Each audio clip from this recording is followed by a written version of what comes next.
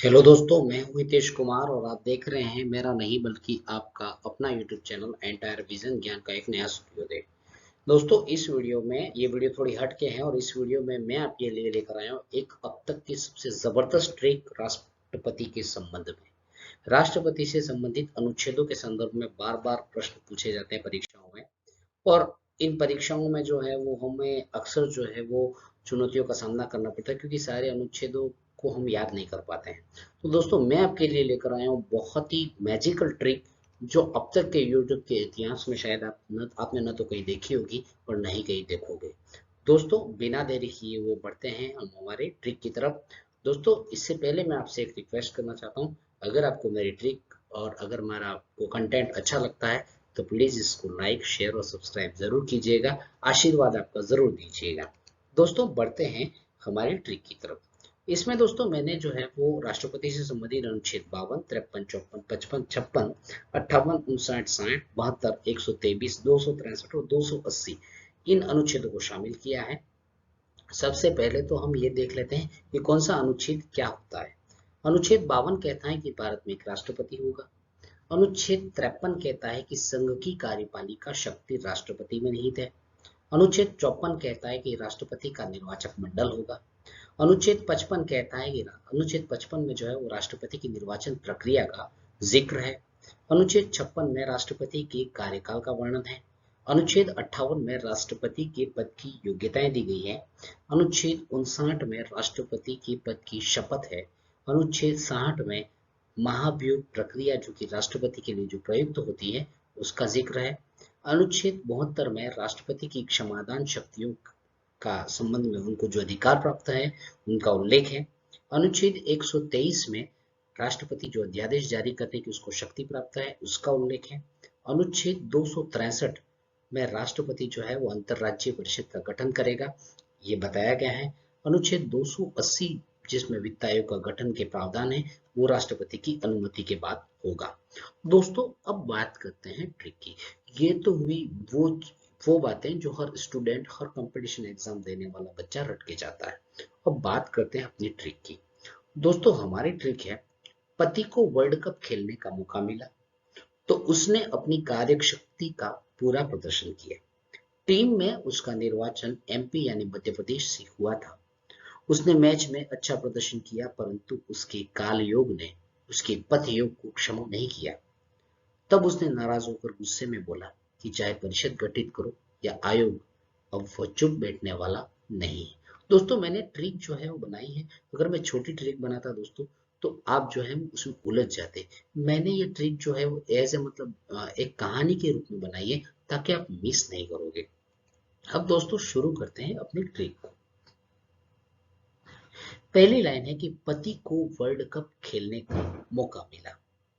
तो दोस्तों, यहाँ जो पति जो शब्द शुरू हुआ है वो हमारा अनुच्छेद 52 है। मतलब पति मतलब राष्ट्रपति। पति को वर्ल्ड कप खेलने का मौका मिला तो उसने अपनी कार्य शक्ति का पूरा प्रदर्शन किया। यानी यहाँ जो मैंने कार्य शक्ति यूज किया है वो एक्चुअल में कार्यपालिका शक्ति है जो राष्ट्रपति के संबंध में है। अनुच्छेद 53 मैंने क्रम वाइज जो है वो इस ये जो छोटी सी कहानी समझ लीजिए आप, इसको जो है वो मैंने क्रम वाइज इसको जमाया है। पति यानी कि अनुच्छेद 52, पति को वर्ल्ड कप खेलने का मौका मिला तो उसने अपनी कार्यशक्ति का पूरा प्रदर्शन किया। कार्यशक्ति मतलब कार्यपालिका शक्ति राष्ट्रपति में निहित है, ठीक है। अनुच्छेद 53। अब बात करते हैं, टीम में उसका निर्वाचन एमपी से हुआ। टीम में उसका निर्वाचन एमपी से हुआ। देखो, यहाँ पे निर्वाचन शब्द आया है और यहाँ पे हमारा अनुच्छेद 54 जो है वो निर्वाचक कहता है, ठीक है। तो यहाँ निर्वाचन, निर्वाचन एम, निर्वाचन पी, यानी कि निर्वाचन एम से मतलब है निर्वाचक मंडल और निर्वाचन पी यानी कि निर्वाचन प्रक्रिया। यानी कि पहले निर्वाचन एम से मतलब है अनुच्छेद 54 यानी कि राष्ट्रपति का निर्वाचक मंडल, यानी कि निर्वाचन एम यानी निर्वाचक मंडल, और अनुच्छेद 55 जिसमें दिया गया है निर्वाचन प्रक्रिया। तो ये जो निर्वाचन प्रक्रिया है वो निर्वाचन पी यानी कि अनुच्छेद 55। तो हमने अब तक देखा कि पति यानी कि राष्ट्रपति, भारत में एक राष्ट्रपति होगा, अनुच्छेद 52। पति को वर्ल्ड कप खेलने का मौका मिला, बहुत सिंपल सी ट्रिक है। तो उसने अपनी कार्य शक्ति का पूरा प्रदर्शन किया। तो कार्य शक्ति मतलब कार्यपालिका शक्ति उसमें निहित है, अनुच्छेद 53 हो गया। फिर उसका निर्वाचन एमपी से हुआ। निर्वाचन मतलब निर्वाचक मंडल, पहला जो है वो एम से मंडल, निर्वाचक मंडल, ये हो गया अनुच्छेद 54। और दूसरा जो है वो निर्वाचन प्रक्रिया, ये हो गया अनुच्छेद 55। तो दोस्तों यहाँ तक आपको समझ में आ गया होगा। दोस्तों ये ट्रिक जो है वो ऐसी है, अगर आप चाहो तो किसी छुटके मतलब आप इसको याद करने की सबसे सरल तरीका मैं ये बताता हूँ कि ये जो है वो कम से कम अपने 8-10 दोस्तों से बार बार कहिएगा, ताकि ये चीज जो है वो इससे इससे सबसे ज्यादा फायदा ये होगा कि इसे आपको कभी याद नहीं करना पड़ेगा, ये ऑटोमेटिक आपको याद हो जाएगी। ठीक है, अब बात करते हैं आगे। उसने मैच में अच्छा प्रदर्शन किया। ठीक है, पति ने मैच में बहुत अच्छा प्रदर्शन किया, परंतु उसके काल योग ने, परंतु उसके काल योग ने, तो यहाँ पे शब्द आया है काल योग। लिखिए काल योग। तो काल योग जो है, हम बात करते हैं अनुच्छेद 56 की। अनुच्छेद 56 में काल मतलब कार्यकाल। तो अनुच्छेद 56 यानी कि ये जो काल जो शब्द है, ये वो जो है वो अनुच्छेद 56 के लिए आया है, यानी कि राष्ट्रपति का कार्यकाल। अनुच्छेद 56 राष्ट्रपति का कार्यकाल मतलब यहाँ काल। फिर योग, उसने मैच में अच्छा प्रदर्शन किया परंतु उसके काल योग, यहाँ जो योग है वो जो है वो एक्चुअल में अनुच्छेद 58 है, जिसमें हमने हमारे संविधान में राष्ट्रपति की योग्यताएं दे रखी। तो उसके काल योग, काल मतलब हो गया 56 और योग मतलब योग्यताएं, वो हो गया 58। मतलब उसने अच्छा प्रदर्शन किया, उसके काल, काल का मतलब है कार्यकाल, जो कि किसमें दिया गया है, अनुच्छेद 56 में राष्ट्रपति का कार्यकाल। योग यानी कि योग्यताएं, ये दी गई अनुच्छेद 58 में। ठीक है, उसके काल योग ने, अब बात करते हैं आगे उसके पथ योग। पथ, यहाँ अनुच्छेद 59, पथ में हमें दे रखा है शपथ। ठीक है, पथ। फिर जो दूसरा जो योग यहाँ पे दे रखा है वो है अनुच्छेद 60 का जो है वो महाभियोग। तो यानी कि यहाँ पे एक साथ 4 अनुच्छेद पूरे हो गए भाई साहब।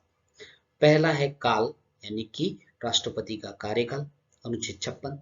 दूसरा है योग यानी कि राष्ट्रपति के पद की योग्यताएं, अनुच्छेद 58। उसके बाद पथ, पथ मतलब शपथ, अनुच्छेद 59। और उसके बाद जो योग आया है वो है महाअभियोग यानी कि अनुच्छेद 60, राष्ट्रपति की महाअभियोग की शक्तियां। तो दोस्तों यहाँ तक आप लोगों को समझ में आ गया होगा कि उसने मैच में अच्छा प्रदर्शन किया परंतु उसके काल योग ने उसके पथ योग को क्षमा नहीं किया। यहाँ पे क्षमा शब्द आया है, क्षमा नहीं किया। क्षमा से यहाँ पे तात्पर्य है क्षमादान का अधिकार, जो कि अनुच्छेद 72 में दिया गया है।